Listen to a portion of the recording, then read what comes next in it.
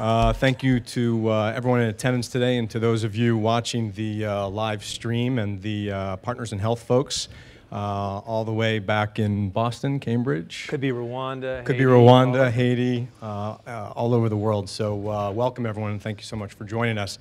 So as a number of you have heard me mention in the past, today's almost surreal because I have an opportunity to introduce someone who is a personal hero and whose story I've told, I was just joking around with Dr. Farmer, whose story I've told unbeknownst to him countless times to people interested in giving back, in how they can individually contribute to making a positive difference in the world because of a book I read, Mountains Beyond Mountains, that hopefully a number of you in the audience have your own copy today. And just before I get to the central theme of the book, brief introduction. So Dr. Farmer is a medical anthropologist and physician at Harvard. He is the chairman of the Department of Global Health and Social Medicine. He was also recently bestowed the highest honor a professor can receive at Harvard. He's now a university professor. And his partner and co-founder for the organization Partner in Health, Ophelia Dahl, is with us as well, and she is currently president of the organization. The reason that I find Dr. Farmer, his story to be so extraordinary is because I think a number of us in Silicon Valley are always thinking about scale. Why develop a website or write code for one person when you can do it for millions, tens of millions, hundreds of millions, if not billions these days. And when it comes to giving back and making a difference, and I think virtually everyone I know in the Valley wants to change the world in a very positive way, folks are always thinking about scale yet again. And we're always thinking about what platforms we can be associated with to make a difference. And that was until I read this book, Mountains Beyond Mountains.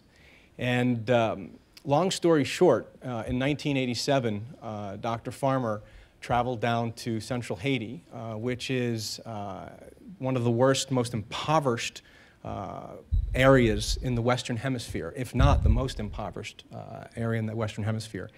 And he started providing health care to people who couldn't afford it. And slowly but surely, this was essentially commuting back and forth from Cambridge, slowly but surely, he started to see the need to build out efforts to help more and more people. And so they built this organization called Partners in Health, which in and of itself, when you're in central Haiti, is truly miraculous. They would go out and provide health care to people who were miles upon miles away and would have to hike for hours over terrain that was virtually insurmountable. But they did it to help one person at a time. And slowly but surely, other people within the healthcare community started to hear about this effort, Partners in Health, and visiting central Haiti and seeing the miracle that was taking place down there through the efforts of people like Dr. Farmer, Ophelia, and the people working for Partners in Health. And they started to leverage this effort, taking the learning to Lima, Peru, to Siberia, currently to Rwanda. They started to change the way the world thought about how to treat drug-resistant tuberculosis, how to provide health care for the most impoverished people in the world, people who had long been forgotten by folks who didn't feel it made economic sense. And so celebrating our In-Day series and the concept of transformation, we now have the wonderful honor and privilege of talking to two people who have literally transformed the way the world thinks about global health care. And like I said earlier, it is an absolute honor and privilege to introduce a personal hero, Dr. Farmer, and his partner, Ophelia. And before we turn it over to them, we're going to just play a very brief video that talks a little bit about Partners in Health and their background. Thanks. Thanks.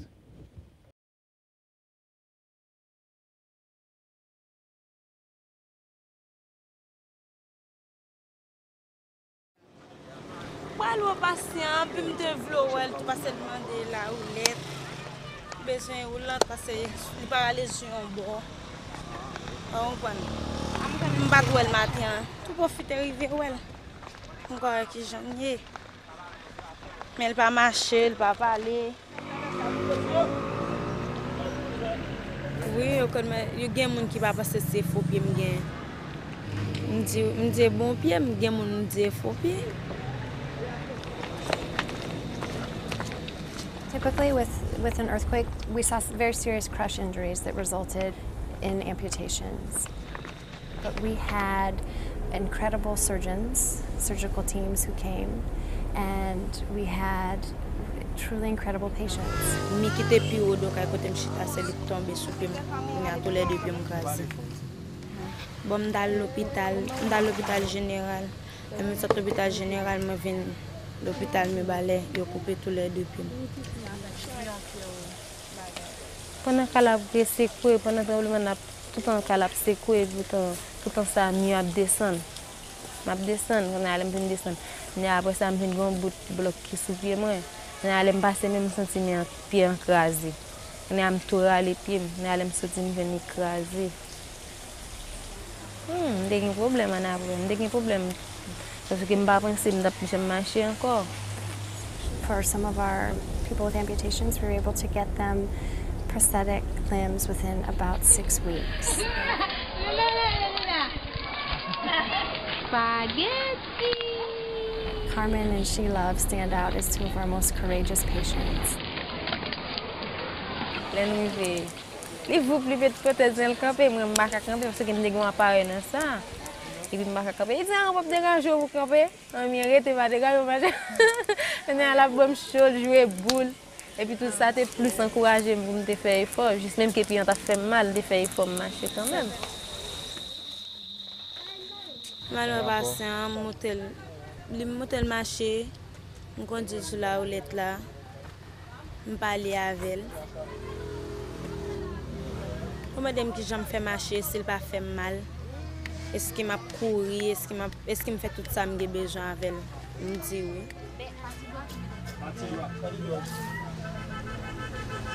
There really wasn't much rehabilitative medicine to speak of prior to the earthquake.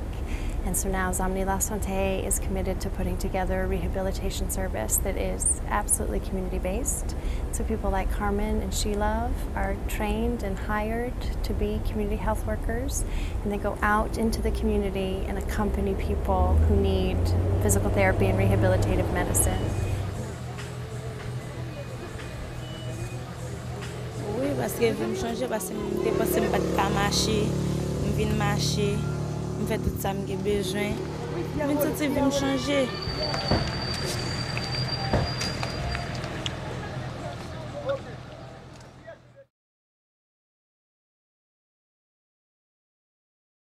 So thank you very much. And Jeff, thank you for the generous introduction. My sources tell me that you've already tweeted that we're here. So we're using the full range of technologies available in Silicon Valley. And I think that you can see that it's really not a video about the broad work of Partners in Health. Ophelia and I can talk about that, and that's what we're here to do. Instead, we wanted to introduce you to some of the complex problems that we face in our everyday work.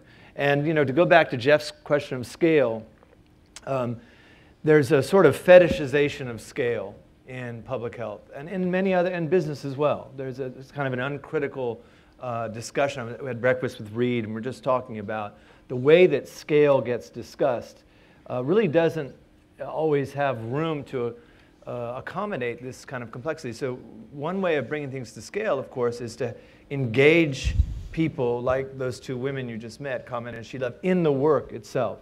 And that's really been how we've tried to take things to scale. Partners in Health works in 12 countries, has about 13,000 employees, most of them people who've never had a job before, people like Carmen and She Love, who got into our clutches because of a terrible tragedy. They lost their limbs in the earthquake as many others did.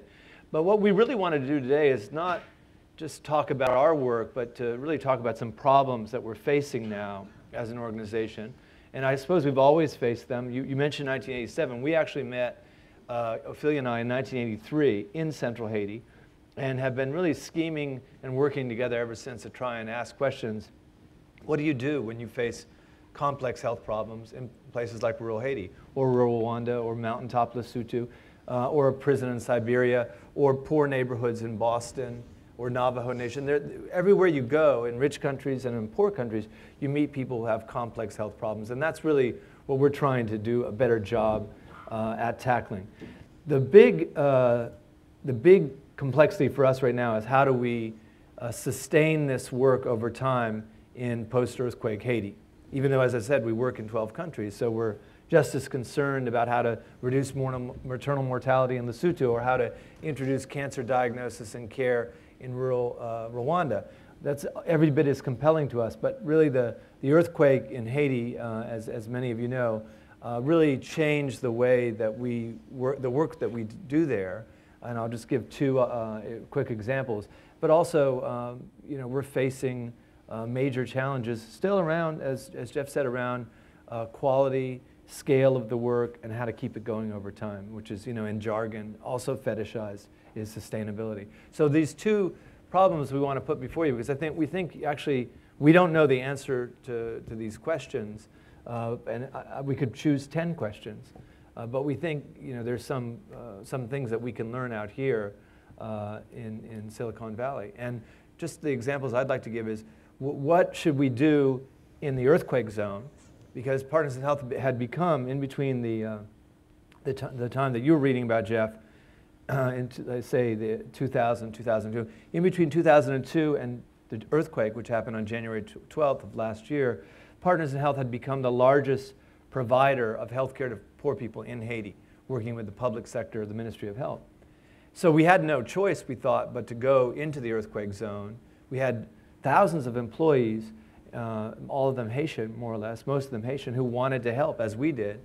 And so we went into the camps, is what they're often called, the spontaneous settlements that of course, blossomed overnight and grew because of the horrible housing insecurity that occurred in Haiti before the earthquake and was much worsened by it. So we went in there, and all of these NGOs that came in, not all of them, but most of the ones that came in after the quake, they're gone. They're long gone, in fact. And the people are still stuck in these horrible camps, probably 1 million of them. So what should be our plan? Because inside Partners in Health and inside our Haitian coworkers who are working there every day, they don't want to deliver half-baked quality care. They want to deliver higher quality care, as we're able to do with the infrastructure that we built across central and Artibonite Haiti. That's one challenge. Another is, when we talk about building back better, we had our own idea about what that might mean in Haiti. And one of the things that we decided to do was to take a community hospital that we'd already planned and to build it into a major teaching hospital in the middle of central Haiti. Because the medical schools and nursing schools, dental schools, everything school was damaged or destroyed in the quake. And the Ministry of Health asked us, can you guys, our biggest partners in this part of Haiti, can you help us rebuild medical education in rural Haiti instead of just trying to rebuild it where it had been destroyed in the quake in the same area? And we said, yes, we can. Now, we didn't really know if we could. We thought it sounded better to say yes than no, we can't, we can, But we're doing it. We're building this giant hospital in the middle of central Haiti in the same area that those two women were working. That is 160,000 square feet. It's the largest project Partners in Health has ever been involved in. And it's going to employ, just in the construction phase, probably thousands of people. And in the phase of operations will surely employ and train hundreds, if not more, hundreds of people. So I know we can build this. And we know if we build it that the patients will show up and the trainees will show up. This is the first time in 100 years probably that Haiti has not graduated a medical school class. First time in 100 years. The only people who graduated as physicians this year were the ones trained in Cuba, the 67 trained in Cuba who came back and had their graduation in August.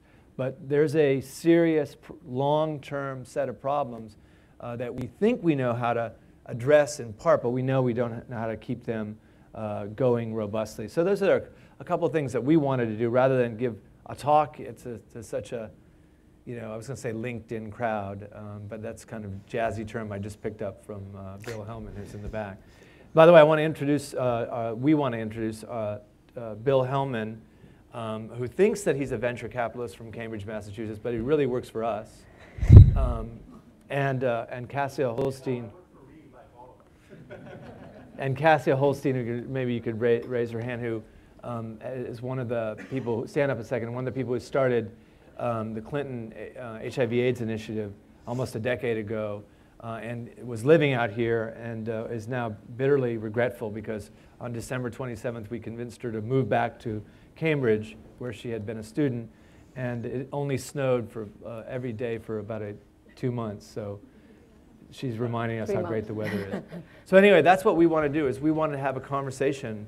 It'll be one of 3 we're going to have, 3 or 4 we're going to have in this part of the country, asking, for help. What are some ways that we can learn from you about how to, we know a lot about implementing in difficult places, as Jeff said, and implementing healthcare projects. And we know how to recruit local people and train them. We know even how to build infrastructure that is probably earthquake resistant, for example. But how to keep this going and growing over time, and making sure it gets better and better, and instead of weaker and weaker. And go ahead. Well, one of the things I was going to say, what's nice about this film, even though the 2 patients or several patients you saw there, it's not particularly emblematic of the crisis of amputees at this point, are relatively few given compared to other major medical problems in Haiti. But what's nice about it is that you see that She-Love and Carmen are what we call accompagnateurs. And that's one of the central tenets of Partners in Health, something, a sort of guiding principle about accompaniment. And one of the things that we learned early on, and I certainly learned from Paul, is about lifting barriers to different issues and different problems. And early on, patients, even after we had, with help from our Haitian colleagues, built a small clinic, some patients would come to the clinic, but there were plenty of patients who wouldn't come to the clinic. And Paul was sort of, scratching his head for a bit and said, I'm going to do a study and get a cohort of patients. All of the meds are free and the care is free in the clinic. Some are coming, some are not. These patients had, this particular group of patients had TB. And so I remember Paul writing to me about this. I was back in England at the time.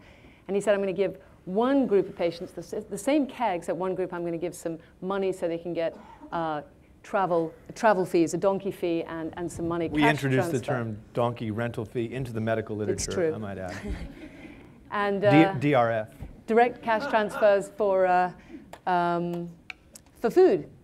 And sure enough, they all got the same access to medicine, and one group that had a bit of extra cash for the donkey transfer fee got completely better. So we realized at once that those kinds of things that stop patients from being able to get to a hospital, too sick, too poor, those are the things that we had to bring the actual medicine into the community. And that's really, certainly we didn't invent the idea of a community health worker, but sort of robustifying the notion that the care in the community is going to be better. It actually translates over time.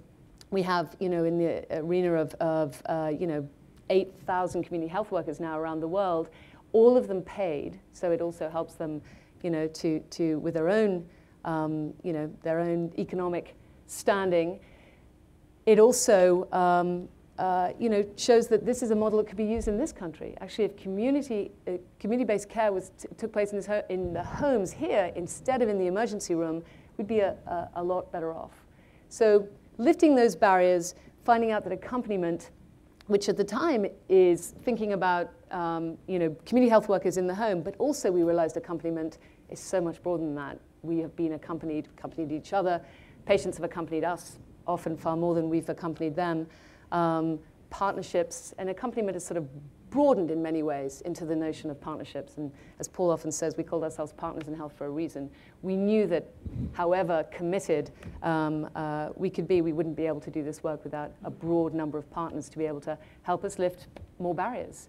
So that's really what we'd love to do with all of you, is to sort of think about some of the issues that we face now, or some of the issues facing healthcare and how to deliver it. Certainly, we think we have some ideas about how to deliver it well in rural communities. And, same kinds of issues in rural Rwanda as in rural Haiti. Inability to get to clinics, inability to afford medicine, and that sort of thing. So those are the sorts of challenges that we're interested still in confronting with a broader and broader group. And Reed and Bill Hellman, this is have allowed us to come in here. This is really, and in some ways, an informal gambit to have more accompaniment from people in this. I know you call yourselves a community in this town, in this valley, in this community. So again, we'd love to have a proper conversation, especially knowing that our coworkers in Cambridge at least are watching, and they're probably tired of hearing us tell the same. And they can stories. actually give us a small volt shock every time we get an answer wrong or we haven't included it. So We're linked in that much? Yeah. Who would start? At least the pity question first. So in the last, say, 5 to 10 years, obviously the earthquake is a major thing. What were the biggest surprises in terms of opportunities and also problems to solve in delivering, good or adequate or real health care to the disenfranchised? Well, I think some of the surprises, if I would choose the biggest surprise, I'll just choose two, and I'm sure Ophelia will find two complementary ones. When we took this show on the road to Boston, to so-called inner city Boston, we did so that this model of accompaniment, as Ophelia said, we did so quite confident that the barriers, you could describe them as, for example, a lot of people, including doctors, talk about cultural barriers. And, that cultural barriers to care, and they're really not talking about the culture of medicine. They're always talking about the culture of those annoying patients. It's really a way of transferring responsibility to the patients. And what we're saying is, no, let's not do that.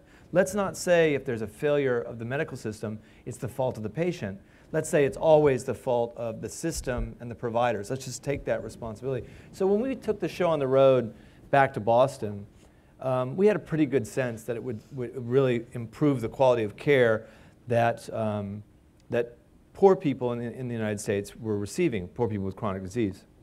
And so we said, it's surprising how expensive it is to give poor quality medical care to poor people in a rich country. Now that should be in the New York Times every week. It's like very expensive to give bad medical care to poor people in a rich country. Because there are some safety nets that will kick in, and Ophelia mentioned the emergency rooms, they'll kick in eventually, but it's going to be at a great cost to the system. So that has been a surprise, I think, to some of our colleagues in the United States. And one thing that a pleasant surprise was taking, again, I don't know why I'm saying taking the show on the road, but going to Rwanda in 5 or 6 years ago, it was a pleasant surprise to see how fairly good governance and an organized system, how easily this model could be integrated into a place that hadn't known high quality medical care before. In 5 years in Rwanda, we've built more infrastructure, trained more people, and delivered more services to previously unserved communities than we have in Haiti. Not as many, but in 5 years as many as, say, in 15 years in Haiti. It works much more quickly. And that's back to Jeff's point, that's kind of a form of scale. The one disappointment that I'd like to mention would be that the promise of expert assistance after the earthquake from not so much the trauma experts, they were actually very helpful, the surgeons and anesthesiologists and trauma teams, but the shelter experts, the self-described expertise really didn't appear. And so we feel in part like we're stuck holding the bag again. Like they're all gone, all the experts on disaster relief. And so now what do we do? And that has been a pretty daunting problem for us, is that we're not going to just bolt out of the earthquake zone because all the problems that led us there are still there in large number. And that was a disappointment. I think one of the biggest surprises for me has been actually, I had presumed that the biggest group of supporters for us, or adopting a group of support for us, would be the public health community. You know, having been in this business, I guess, this endeavor for a number of years, and we spent a lot of time talking to public health experts. And actually what we found instead was it was the business community, the creative community, the venture capital community, those kinds of groups, which won't surprise any of you, that actually jumped on to what it was, the model, the lifting the barriers to help us and support us over time. And I think it's that kind of injection of support that allowed us to get a head start on a number of problems, or to be able to see around corners and to be able to sort of say, hey, this is what you do. If you've got drug-resistant TB, of course you can treat people with HIV living in rural Africa. You know, you can come up with a whole list of problems of why it won't work, or you can say, let's start to lift these ones, you know, this problem and this problem, this one, and then, you know, pretty soon you have thousands of people on treatment. I think that one of the problems in the last 10 years has been how to really effectively utilize the interest, particularly amongst young people, in building a movement around this work. It's been a particular frustration of mine to have seen a difference between, I think, the 80s and even the early 90s now to now, where you have fully 30% of medical school classes or young people able to get as much information as they need to be able to say, we'd like to actually solve some of these problems. We'd like to be involved in global health delivery. We can't stand the fact that, you know, millions of people are going without care. Millions of people are dying because of you know, different specific solutions that are available. I mean, treatment and care are available. People are dying for the most stupid reasons imaginable. And we are made to believe, we are told to believe that these are complicated things. So how to engage young people when they write to us, they get in touch with us and they say, we want to be part of the solution. We've had a problem because we've tended to focus on how can we get healthcare to this community? How can we build a hospital now? How can we raise money and keep raising that money to be able to be innovative so that the very people who are thrilled by trying to be creative are not bogged down in actually just raising the money to keep things afloat. Those are the two things that come to mind.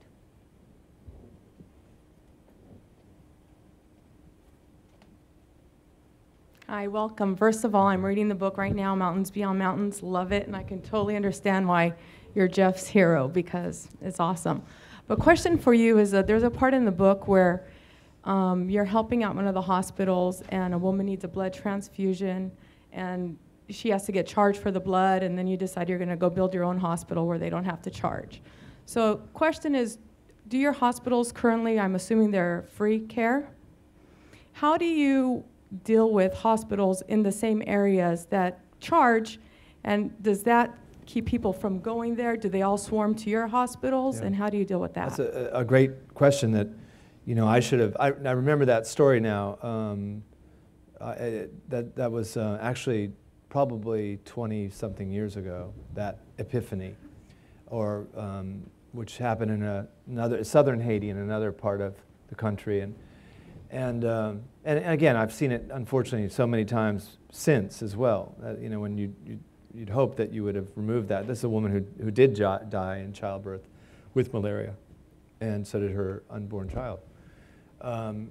So the problem, though, that you raise has been a very real one, and it's related to Jeff's comment on scale as well. And in the first 15 years that we worked in Haiti, it's a long time to not figure this out. So in a self-critical mode, that's too long to not figure something out. But what we saw is exactly what you'd predict, is that people were mobbing the place where we were working because we'd removed those barriers, to go back to Ophelia's expression. And so it's not as if this was frivolous healthcare. People would come to us with very late stage cancers or other problems. We were the provider of last resort for the destitute sick. And Haiti is full of people who are facing poverty and illness. It's true, as Jeff said. And so what we decided about 15 years ago, and it put into effect really a decade ago, was that we would have what we would call our public sector strategy. So we'd go into the ruined and non-functional hospitals and clinics that were public clinics around that part of central Haiti, and later all the way to the coast. We'd go in and we'd fix them in 3 ways. We'd rebuild the infrastructure, sometimes from ground up. we'd train local people to get involved in these issues, mostly community health workers, but also nurses, doctors, social workers, et cetera, administrators, managers. And then we'd start providing services immediately. And just to give one example, that there used to be these truckloads full of patients. Imagine a truckload full of patients. It's a dangerous thing to put a bunch of people into a truck anyway in rural Haiti. And two truckloads would come to this one town, which is about an hour away, or depending on the weather and the road conditions, a couple hours away. And they would come from a big town of 60,000 people to this little squatter settlement where we built the hospital that you saw that the Carmen and Sheila received most of their care in. So they would come every day, and they're just coming because their own public hospital had no doctor, one beleaguered nurse, no functioning pharmacy, no lab. So we went back in and rebuilt that facility with the public health officials. And of course, the 2 truckloads stopped coming up to this place called Conge. They just got their care there. We recruited and trained local doctors, local nurses, community health workers, built the same system there. And that's, again, back to this thorny issue of scale. And every time we did that, and we did it 10 times before the earthquake, the same thing would happen. People, first of all, would come out of the woodwork, or out of the woods, literally, who were sick and unattended, because we couldn't reach them all with this system from that one area. And second, people would come to those places and not just to Conge. Now, what you're describing are called user fees. And I'll just say this about it. I won't go into a long-winded discussion. Those user fees, that is, it's a regressive form of insurance, right? When you're sick, you pay. That's the opposite of a progressive form of insurance, which is you pool risk, and then everybody gets protected. So the user fees are a very, very stupid way to finance healthcare delivery. It's just idiotic. You can't recover anything close to costs, and you just put up more barriers to poor people. So that has been to change those policies, which really came from the international financial institutions, the World Bank, the International Monetary Fund, the great, those geniuses, the economists, who said this is how you're going to finance, your health system. That would prove to be completely wrong, and a lot of lives were lost, and you could say they would have been lost anyway, but it was a very dumb way to try and finance healthcare for poor people, obviously. And that has been a struggle we've been engaged in now for 25 years. Can we please at least get people in these institutions to acknowledge that that was an error? And we just last week at Harvard had another symposium on user fees in which we presented the data from across Africa, we could have done it from country to country. So it's a struggle that's still going on. And it's really happening in this country too. How do we want to finance healthcare? Do we want to do it the dumb way, or could we find more creative ways of doing it? And also, in a place like Haiti, where you have 10,000 separate NGOs, charities, working often at cross purposes, if you're going to be building, what you want to do is support a system that's already there rather than create another one or 10,000 more. And even if you, as we have done, we've looked at this, 17 different ways, and the human rights approach is going to be an approach that as much as we thought of ourselves as a human rights organization, the only group that we know that can really bestow rights upon a population is a government. So if you believe that health is, access to health care is a human right, you've got to support the one that's there. And it's not always easy. We've done it on a district level. We haven't always worked directly with the national government, although we do. I mean, we have found ways to work and strengthen it, even district by district, which is really the way that we do things. But much better to bolster one system than create so many different ones. And the NGO community can be a pretty flabby community in that respect.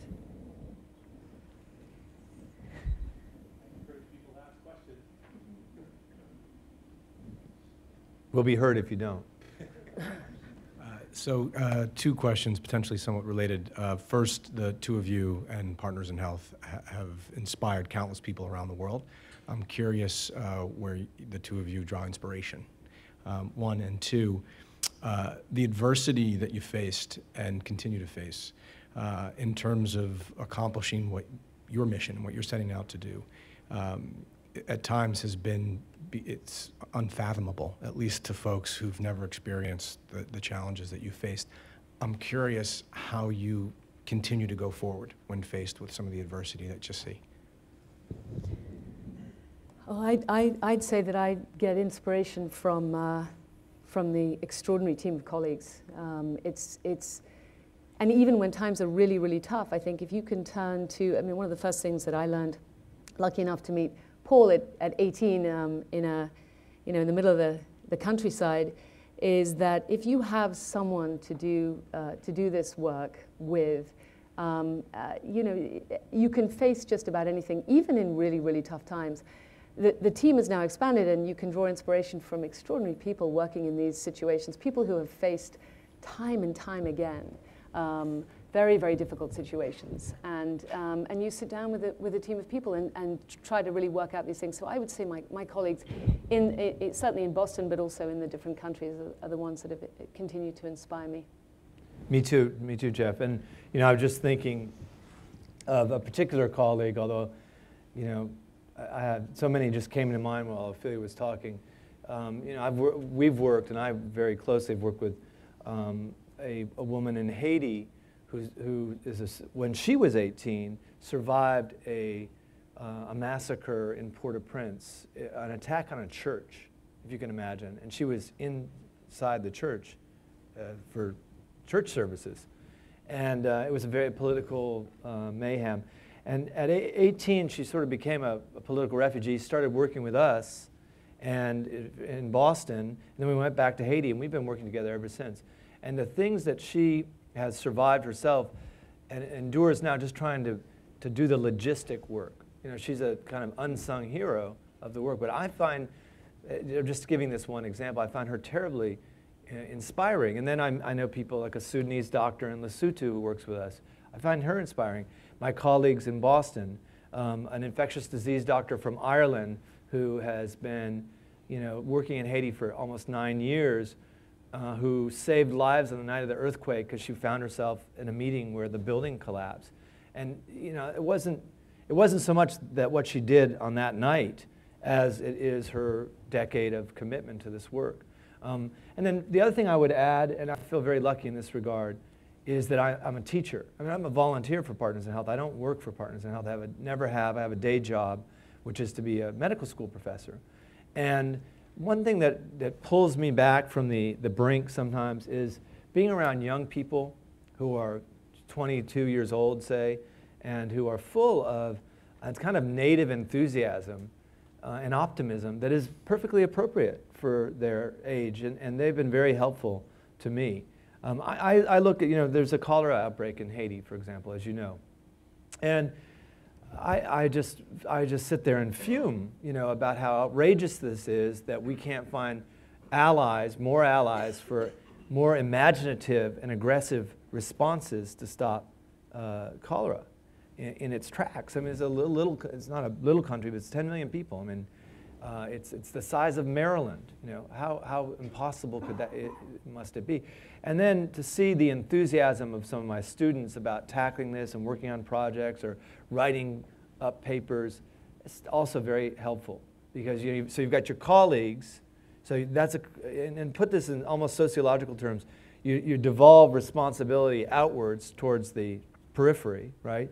Haitian colleagues, Rwandan colleagues, Malawian colleagues, whatever. But you've also got another kind of devolution, which is in terms of age. You've got young people coming in. And that's, Ophelia said it well, this is a challenge for us. How do we engage this youthful enthusiasm that we need to make sure this work goes on as long as it needs to go on? And an antidote to despair, I would say, is certainly in part it's been the ability to get stuff done. I think it would just GSD. GSD. It would just send us nuts if we couldn't also get stuff. I'm thinking about those two women, and when I went to see them before they got their prostheses, I was sitting in the room with them. They lost more than their limbs, family and all the rest of it, and they're thinking, we're done for in a place like Haiti. It's bad enough to have 2 legs in a place like Haiti, but to what's going to happen. But I said, anything else? I'll be back soon, but anything else I can get you? And they both whispered to me, can you get us a laptop? Could you just can you get us a laptop? And to be able to say, check, to be able to get those kinds of things on small scale and then big scale stuff. Can you help us work on agricultural issues in this thing, and knowing that we can pull on different partners to be able to help with that? We haven't got it we haven't got it, figured out yet in those kinds of things. But I think a sort of torture for us would be, it would be not to be able to get stuff done. Were the all-day hikes to help one person at a time, was that also part of just helping? And You're obsessed progress? with this, Jeff. I've got to That's tell the you. thing, that of all of the elements of the book, the thing that most just kind of blew my mind was the mindset of somebody that would go through what you went through to help one person at a time. Well, I wish I did more of that now. I'm caught up with some of the challenges that we've been facing on this massive level. That is, post-earthquake response. What are the policies we want to work? Can we bring NGOs together to work in a more coordinated fashion? I've been doing a lot of that stuff. So I also find it uplifting and almost like is there a mental form of a palate cleanser? You just think more clearly, in some of those exercises. Sorbet for the soul. Well, my next book will be called Sorbet for the Soul. But it's also a reminder to one's colleagues and oneself that, when you start failing to pay attention to, the needs of individual patients, like the laptop for the amputees. They don't call themselves amputees, but I'm just giving, an example. When you start failing to attend to this, I think that's where the notion of scale and sustainability really damage the quality of a program and the quality of human interactions, for that matter. So I think it's very important, and it's not like you're trying to make a lesson out of somebody's suffering. It's that that we all need to remember that problems like these are always embodied in people. And sometimes that's one patient, sometimes it's a family. It's always a patient and a family, by the way. And sometimes it's on a scale of a village or a town or a district. Most of our work is done at the district level. A district would be like a state sometimes, or a county. It's an administrative unit. It's not a person. And yet, if you can't have the quality of engagement reflected in efforts for individual people and families, you're unable to make that critical link between the large-scale problems and the local experience of the individuals involved. And that's really, maybe, if we have a strength, I think doing that, linking the individual experience or the personal experience to the large-scale, both the efforts, large-scale efforts needed to make fewer people suffer, but also the large-scale social forces that we really don't control. Poverty, gender inequality, bad economic policies that trash local agricultural production. We don't really control that. But we can say, hey, we know that these are the root causes of the suffering that we see over here. So we also get to make that link by actually spending time with individual patients and individual families. Thank you. Thank you. That was kind of nerdy sounding. Meaning me, not you, Jeff. Thanks very much for coming. And, not nerdy, talking about sorbet for the soul. That sorbet is always cool. So it interests me when in the beginning you sort of said, you sort of opened up and said, we came here because we sort of wanted to learn from you guys or us and other people in the Valley or whatever. I'm curious as what is it that you were expecting to learn? What is it that you would want help with? What are the, what's, and also just sort of what was in your mind thinking like, I'm going to come out here and I'm going to learn, or I'm going to learn more about these three things, or something concrete, because I'm sure all of us would love to help, but. All right, well, let me give 3 examples. It seems absurd to me to think that there are not novel technologies that we don't understand, the two of us, that can't be brought to bear on these problems. That's stupid, right? I said that now 3 times. You started with sounds better with an English accent though. Stupid, stupid boy.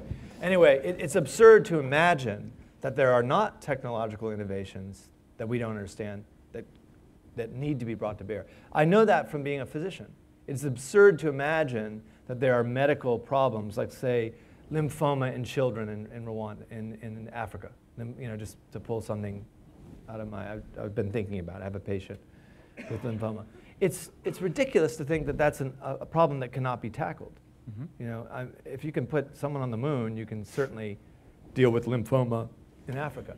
So what are the technologies that we don't know about, we know they're there, that we can use to make sure that these projects are sustained, that they grow, and they improve in quality? Now, it's obvious to me that social media and social networking are part of what we don't know about, but you do. And you know, if you said to me, Paul, you know, I'm sure I know as much as you do about antibiotic dosing and side effects, I would imagine you're either trained in infectious disease or rather immodest. And if I say, you know, I know everything I need to know about how to use new technologies, media and communication technologies to tackle global health. So that's example one. What it is you guys do already that we don't understand. We need help on that. Two, you know, there are, you know, I'll tell an experience. I was with Cassia in Rwanda a couple weeks ago, seeing a patient in northern Rwanda on the border in this beautiful new hospital we've built. And I wish, if you guys are really LinkedIn, you'd be able to flash its image on the screen as I said, beautiful new hospital. Is that a challenge? Rwanda? It'd be pretty cool if you could do that. It's on the Partners in Health website. Anyway, we'll get them working on it. I was just there, and I was asked to see a patient by a group of other doctors. And the way it works, it's kind of a bit of a social ritual. So I'm the expert. I've already been slamming experts. But I'm the expert in infectious disease. They're going to present a kid to me who has a high fever and isn't getting better with antibiotics. So they did. And I was suggesting, you know, we need to change this antibiotic and then get this diagnostic test. So I said, we need an ultrasound. This is the motion doctors make for ultrasound, by the way. So I got to remember I'm not in a hospital. Anyway, so I need an ultrasound. And I checked on the patient. I left that town and went to another and checked on the patient. And within 10 minutes, Cassie reminds me, the ultrasound had been done, but within 10 minutes it had been read, that is interpreted, at a Harvard teaching hospital, at the Brigham and Women's Hospital. And I got the result online. Now, that is, to me, harnessing novel technologies and also old-fashioned expertise, right? Because this is not, this is an expert radiologist, in fact, more than one, 2 or 3. And I said to Cassia, she later told me, I said, wow, that was really fast turnaround time. How come I can't get that done when I'm inside the Harvard teaching hospital? And the answer was because the radiologists are so excited by the stuff that comes in from Africa through the partners that they always put that to the top of the queue. And again, 5 years ago, I would not have imagined that we'd be sitting on the top of a mountaintop in rural Rwanda, which had, 5 years ago, had no doctor, no hospital, no electricity, and 400,000 people in the area, and that I would be getting on my handheld device, you know, the expert reading, you know, from 2 radiologists. Now, why am I presenting that as a problem? Is because, again, it wasn't the clinical problems I know about. The communication problems I know about to an extent. But there are clearly something's happened in the last 5 or 6 years. And that what has happened is a whole new way of potentially sharing information and doing medicine. And finally, and Ophelia was probably going to mention this, the third example is we took some of our challenges to a group of students at a small university here. I won't mention it by name, but it's in Palo Alto. And probably half of you graduated there. It's community college. Community college. And we said, we don't know how to finance this work. And they started on Facebook an organization. These are 18-year-olds, 19-year-olds. They started an organization on Facebook that has raised $2 million for direct provision of services to people living with HIV in Africa. And of course, we've used that money, as we said, not just for people with AIDS, but to strengthen health systems. And you know, I'd like to offload a lot of stuff to those young Wunderkind over there, or who are, you know, some of them are now working with us quite formally, but that's spread across the country. That's why they could, why they could raise all that money, you know, as 20-year-olds. So I mean, it's just three examples. We have a strategy about how we'd like to grow and how we'd like to learn lessons from our work, but we don't have the details of the strategy worked out, and we need help doing that. Is those concrete enough?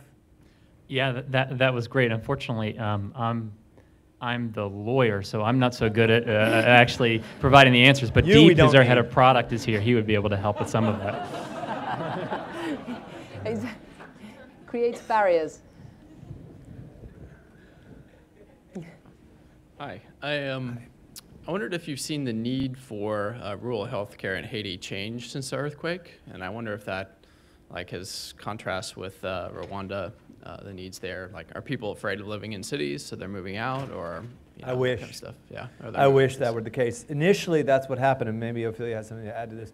Initially, there was a massive movement out of the city to the rural areas. But remember, the forces that pulled these people to the cities they all still obtain and in spades. So lack of work in the formal economy, the collapsing agricultural markets because of often unfair trade policies, by the way. So all of those things drove them right back into the cities and the camps, and that's where many of them are now. So there's probably 1 million homeless people in the city of Port-au-Prince in tents. And I can't say I wish they'd stayed out in the countryside in the sense that they came to the city because they want opportunities for themselves and their children, but it's a very precarious place to live. And certainly the rainy season and hurricane season, it strikes terror in our hearts because they're in such unsafe, they're under tents and tarps.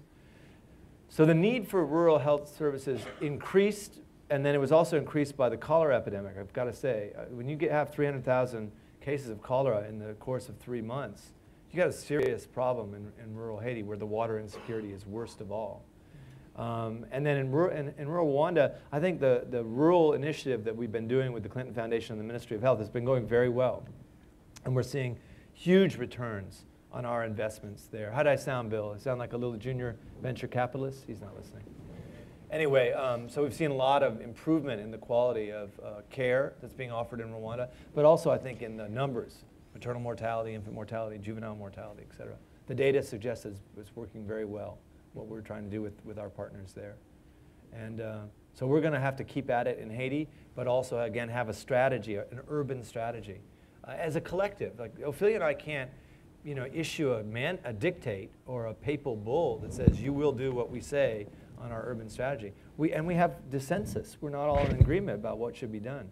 But we've got to have something to guide us forward for the next several years, I think, in Haiti. Thank you. Did you want to add something? No? Good. Hi, I applaud you both and your organization for the impact that you're having on people. And you've actually just kind of touched on the topic of my question. So much medicine is reactive. Yeah. And so what are are there 1 or 2 or 3 key initiatives like clean water or crops that are suitable for the different areas that they're in that provide proper nutrition or inoculation of children that you're currently doing? And if you are, if you wouldn't mind just elaborating in greater detail. And then also what is needed. Let me just give a couple of examples where there are existing technologies and where implementation could have an enormous effect. Initiatives, if you will. One is cervical cancer. So for cervical cancer, we actually have good diagnostics and good treatment for early cervical cancer, and we now have a vaccine to prevent probably 80% of cases. So you could see cervical cancer go from the leading malignancy killing young women in parts of Africa and elsewhere in the world to you could wipe it out practically. And so I would say there's something that deserves a great deal of support on the level of, as you said, an inoculation, the vaccine, which is right now $300 or so for a course. So it's the per capita expenditures on healthcare in much of the world where we work is $20. So that's more than 10 times the cost of the vaccine is more than 10 times what's being spent. But it's idiocy to spend that little money, for one. I didn't say stupid this time. And also we have to have that be the beginning of the conversation about how to price and distribute the vaccine, not the end of it. So that's one example. And then there's some other initiatives that we're really serious about. Food insecurity, you mentioned. And I'll just say we've right now not struggling with, but working with some of the biggest agencies in the world to say, hey, if we're going to we have a treatment for acute malnutrition in children, which goes under the unbelievable, and I don't know if you're a fellow nerd, I know you're a lawyer, but the unbelievable acronym RUTF, Ready to Use Therapeutic Food. I just love public health jargon. So RUTF is really vitamin fortified peanut butter. Copyright. And yeah, it has a patent on it. And I said, we got in a fight with the company saying, if anyone's going to patent peanut butter, it's going to be Peter frickin' Pan. All right? And we're going to do our own and make our own. And I forgot that's like web streamed live. Probably all the lawyers will come in and sue me now. LinkedIn will protect me. So we built our own little factory to use local product because we didn't want to import the treatment for malnutrition, which was being caused by the unfair trade policies that destroyed agriculture in rural Haiti to start with. And same in other countries. Anyway, that's an example. Make sure that this stuff is sourced locally, grown locally. And anyway, it's gotten us into some conflict where what we really want is not the conflict, we want the results. Because it's kind of crazy to have so much food insecurity in the world today.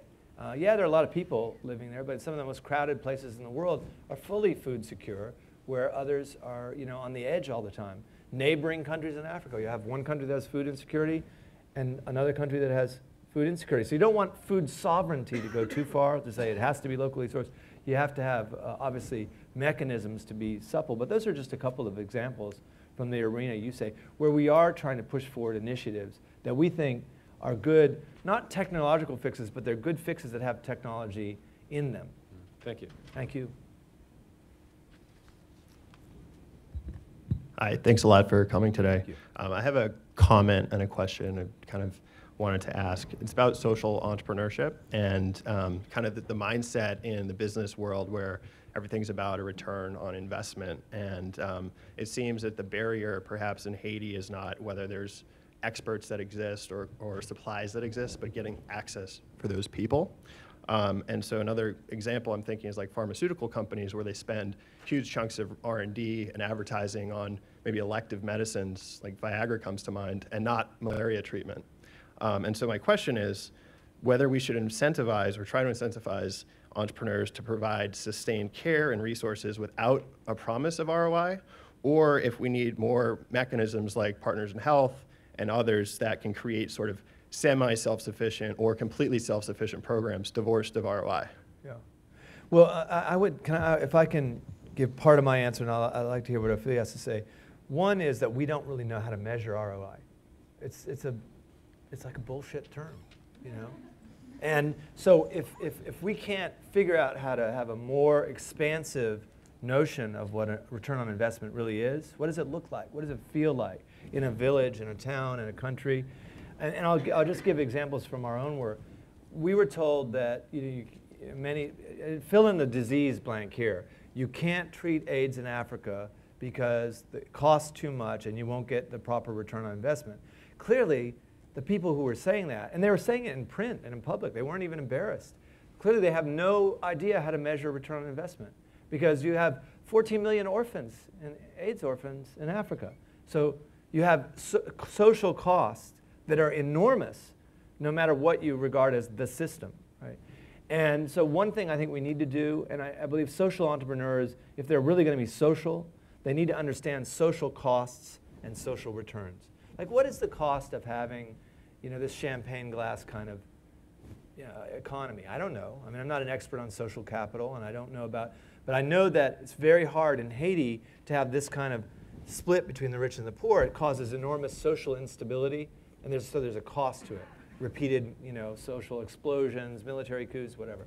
So again, not my area of expertise, but I know that if you look at cholera or the kind of things I do know about, there are enormous untallied costs that we have to learn how to put into the equation. And then when we do that, the return on investment looks very different, right? Because you're learning what the real costs are, the real inputs cost and the real outputs cost. I think you get a very different set of formulations. And then I would also incentivize, in addition to actually having a smart analysis of cost and effectiveness of return on investments, in addition to that, I would also say it's always going to be a good thing in any open society, in any good society, to also incentivize the service provision if it's a good service. If it's bad service, don't incentivize it. Thank you. Thank you. I didn't mean to cut you off, by the way. No, you didn't at all. I think it's important because in some ways we have tended to think about these problems in terms of magic bullets. And the magic bullets aren't always there. Sometimes they are there. I mean, you can point to very effective treatments like deworming kids, and studies have shown that they have a far likelihood of succeeding as adults if they're just dewormed, and that's pennies we're talking there. But what we've really found, and talk about return on investment for something like maternal mortality, 350, 400,000 women a year dying in childbirth, leaving 1.6 million babies not dying at the same time. He's the one who asked the question. Look at him.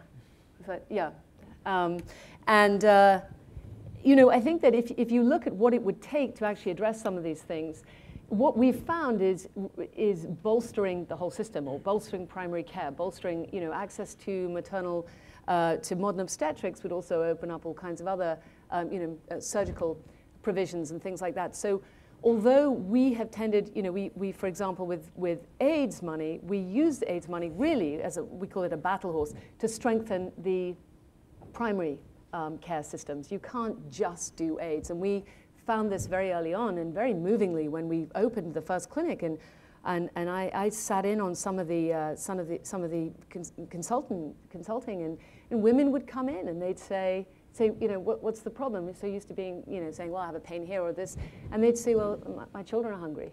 I don't have a house. I sleep in the mud.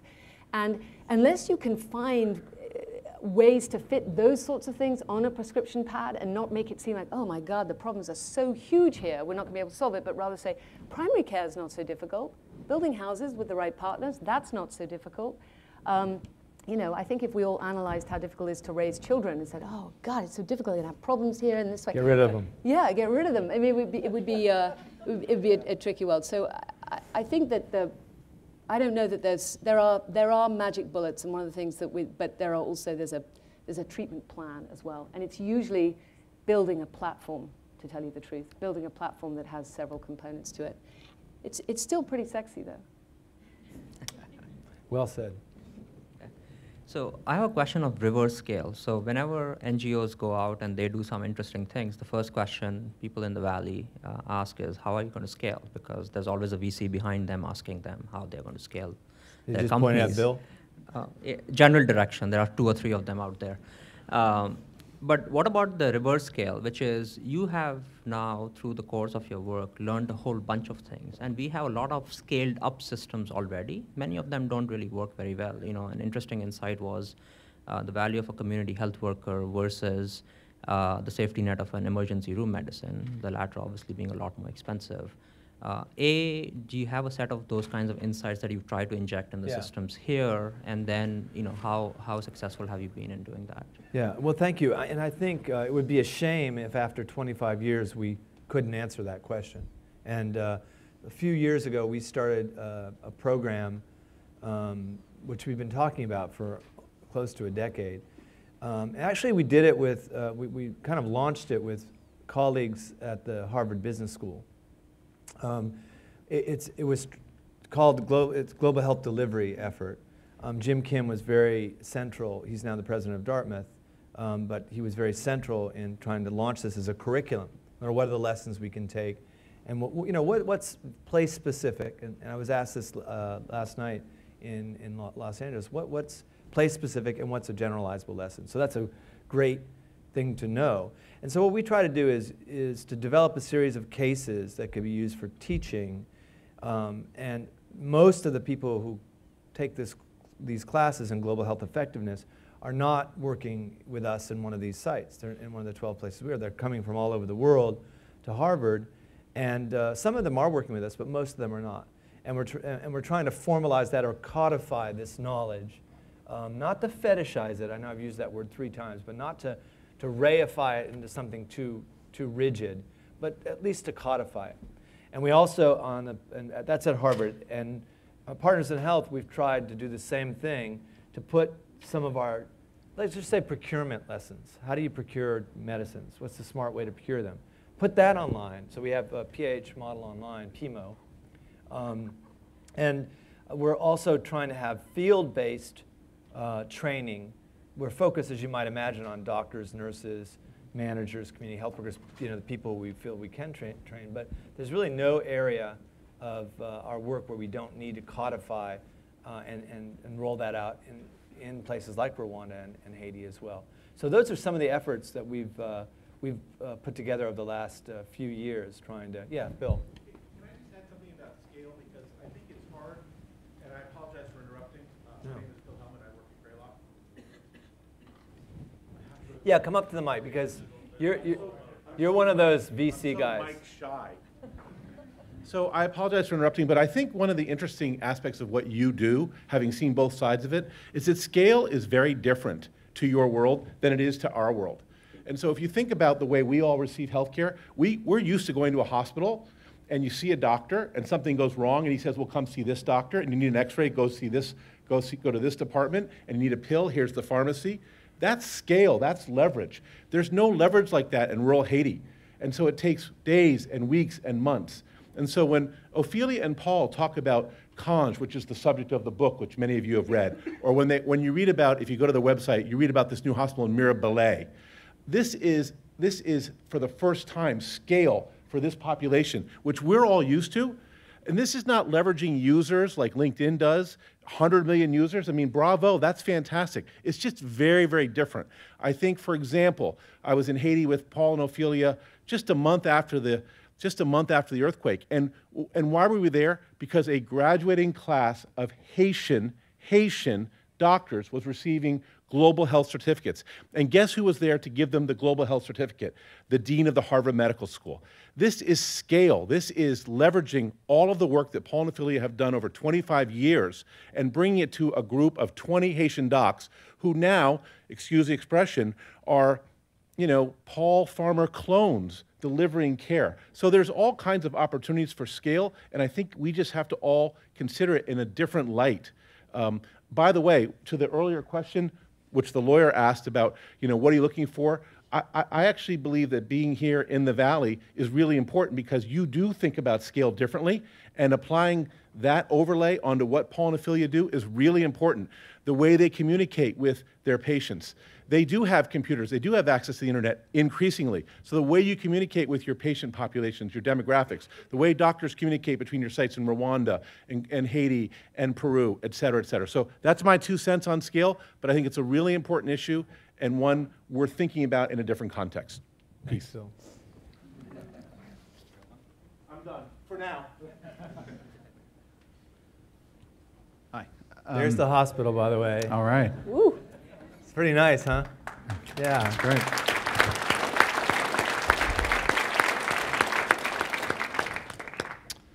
Well, let's see. First of all, thank you, of course. It's very profound for me to be hearing about people doing your work. I read an article recently in a business journal about true grit and the impact of that kind of attitude on business professionalism and business success and social achievement. And I see you as shining examples of that, really the long-term approach, and appreciate it.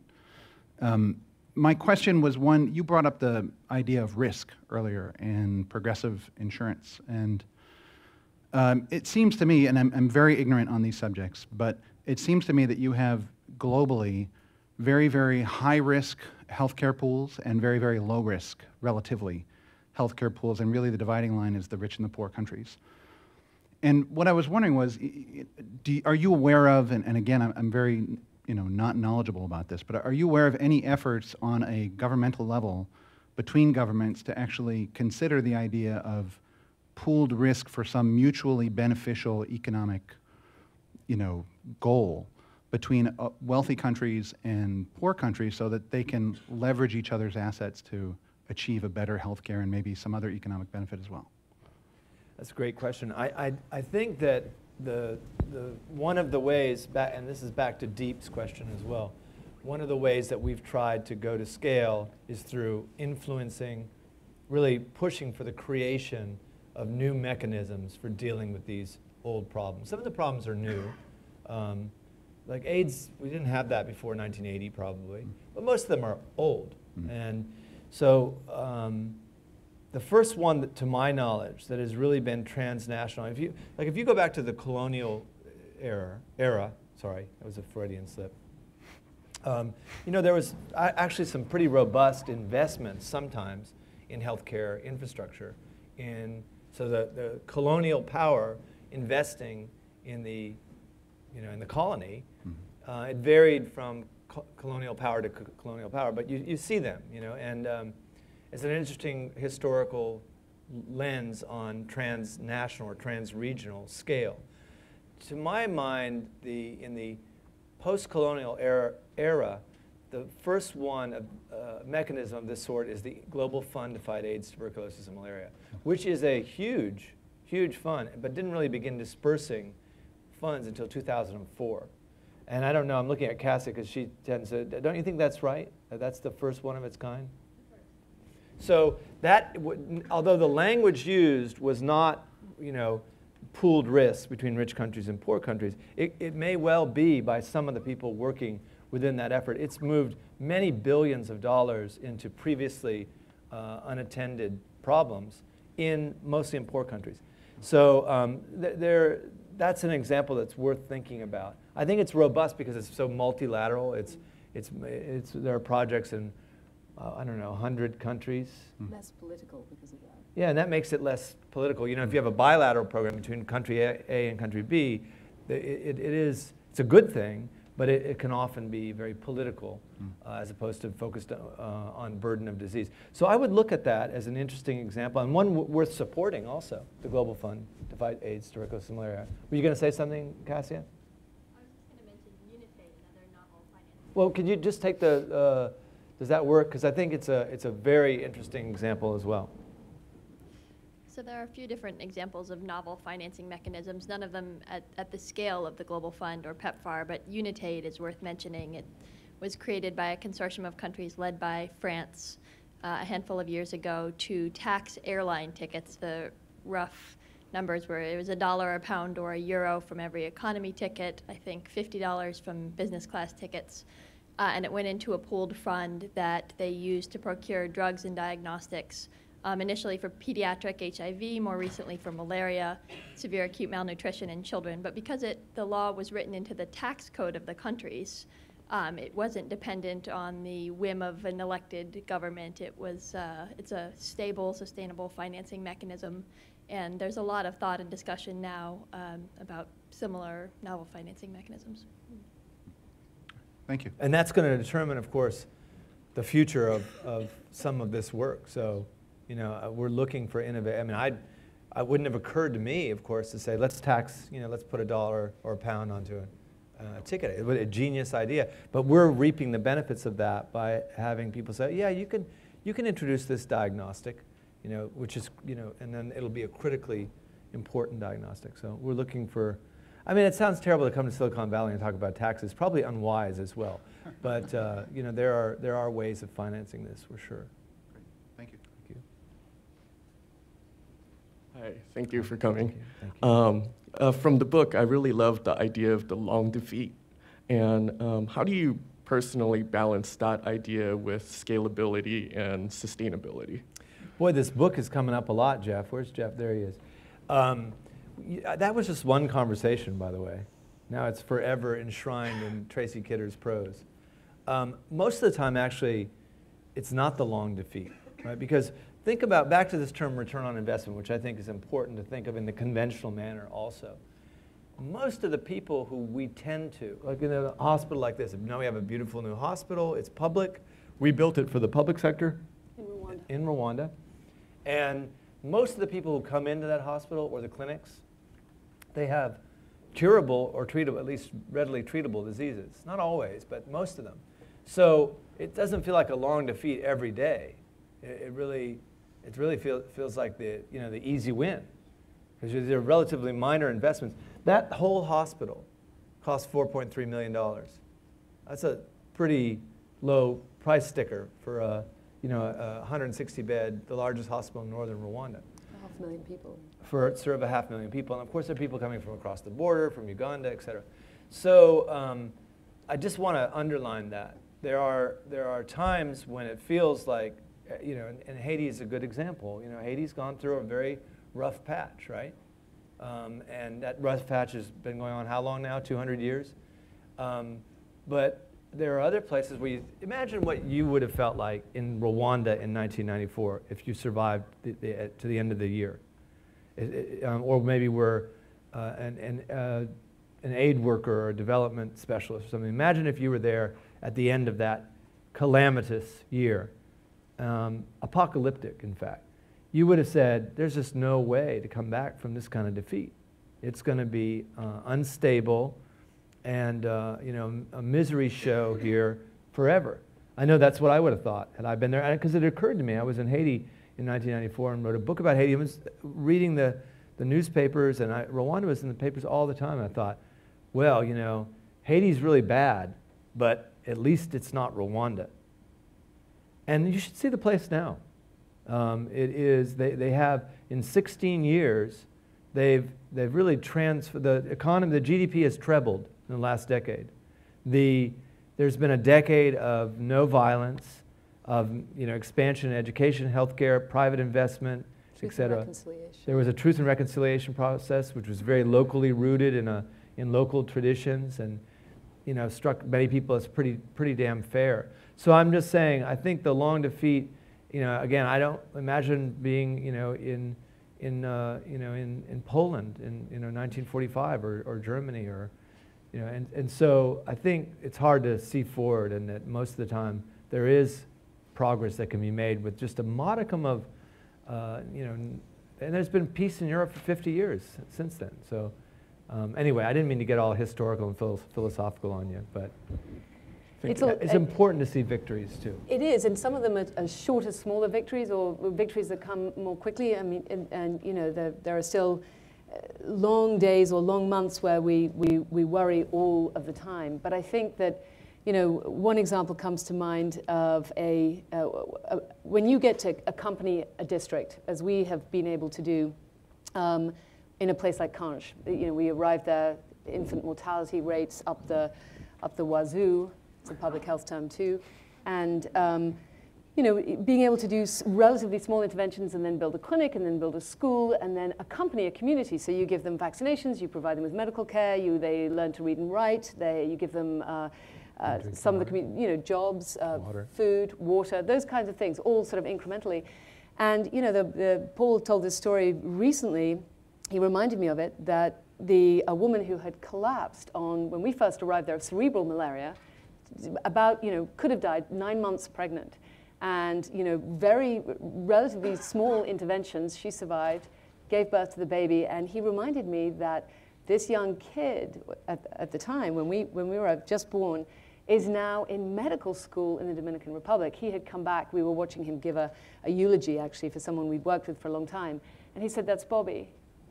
So that's Bobby, who was surely almost about to die, who's about to be a fully trained doctor. I mean, talk about leverage, that anti-malarial, that intervention, all the way to a young, educated kid who is going to be a doctor and come back to the community. He's probably watching right now. He's probably he's always talking about LinkedIn. So these are the things Bobby. That also keep us going. And it's one or two examples, but you can take those examples to scale too. Thank you. Sure. If he's watching, he'll be emailing me in about 2 seconds. So he'll be emailing, "I need a new laptop," as well. He's got one.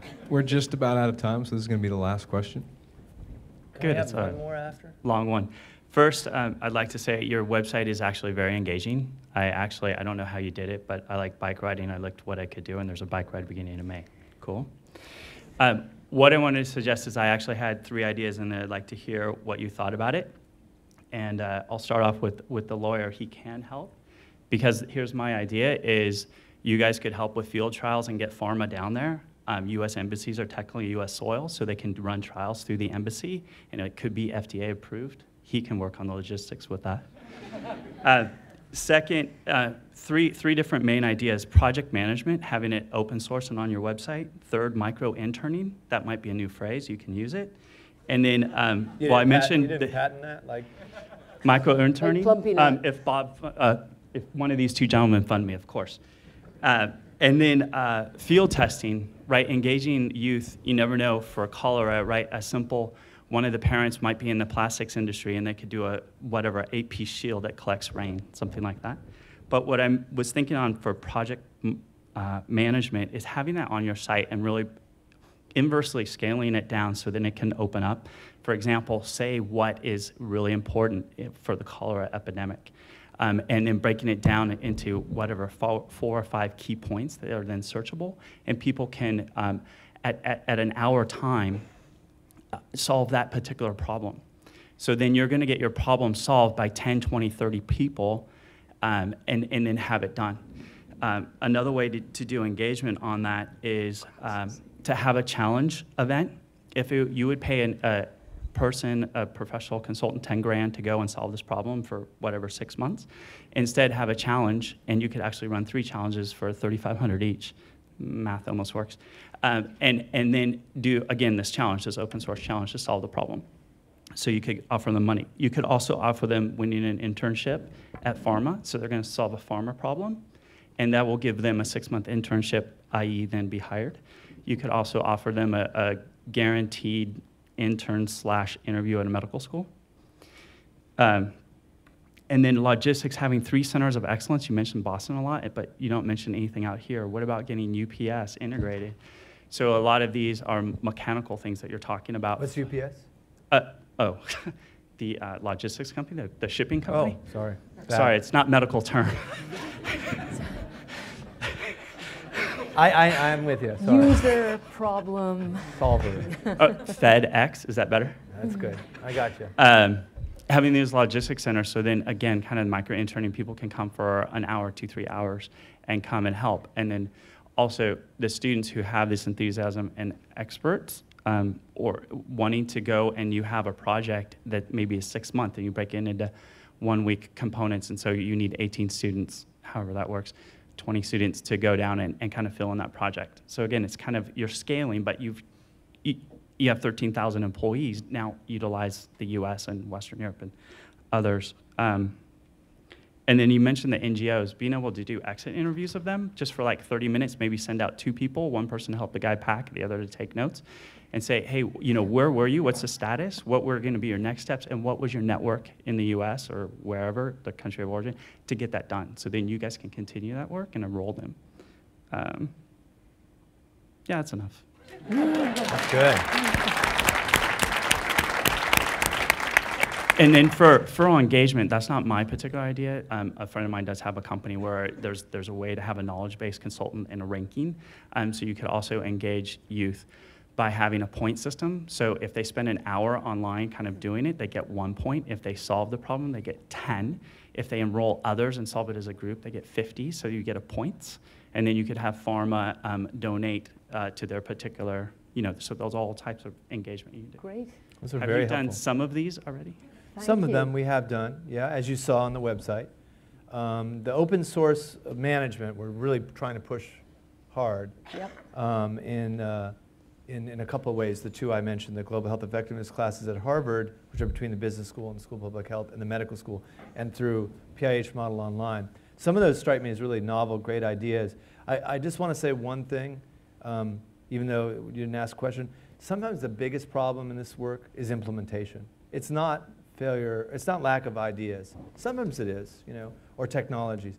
Sometimes it's just really, and I don't know how, this is back to your question, I think. How do you reward actually getting something delivered, because I would say in the NGO work and the disaster relief stuff I've seen, the biggest problem is failure to deliver. It's not that the experts were actually empty-brained and devoid of ideas. They had them, they had no idea how to implement them, and so they didn't get implemented. Or they got frustrated in the implementation. Because that's another huge casualty is frustration. Yeah. Or yeah. It causes But I love the idea of micro interning and that that's kind of thing, or being able to sort of source someone to a place of expertise, have them intern there, become an apprentice, and then come back and apply it. I think it's great. Thank you. Thank you. Yeah, thank you for Do you have a job here?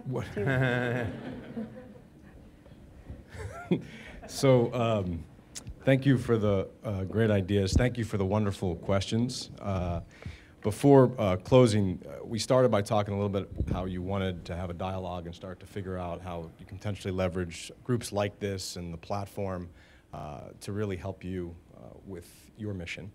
And I think this whole notion of micro-interning actually speaks to a longer-term idea we have, which is to leverage our platform as essentially a philanthropic marketplace where we can connect professional expertise with philanthropic organizations who can best leverage their expertise in the field. So if that is an idea you're interested in, Dr. Farmer, to your point about it's not about the ideas, it's about the execution more increasingly, we'd love to invite you to be a pilot program in that, a pilot partner. And I think that would be a wonderful way to learn from both organizations. In the immediate term, we'd love to provide you some resources to leverage LinkedIn as a mechanism for recruiting people into PIH. So we're going to get started on that right away. Great. So if you can just let us know the right people to connect with in your organization, we'd love to get started helping you. Thanks, Jeff. That would be really helpful. So speaking of thank yous, we'd love to thank you in closing very simply for your incredibly generous time today. It was wonderful having you, one. Two, thank you for everything you're doing in terms of just fundamentally transforming global healthcare and for the countless lives that you're touching. And I think last of all, thank you for showing the way to so many people around the world who have the will to make a difference, but they don't understand how. And I think the two of you and PIH and all the work that your team has done over these many years now is a shining example of what's possible when you have vision, when you have passion, when you have the extraordinary dedication that the two of you and your organization have, and that starting with one person at a time, you truly can change the world. So thank you so much for everything you've done. Thank you.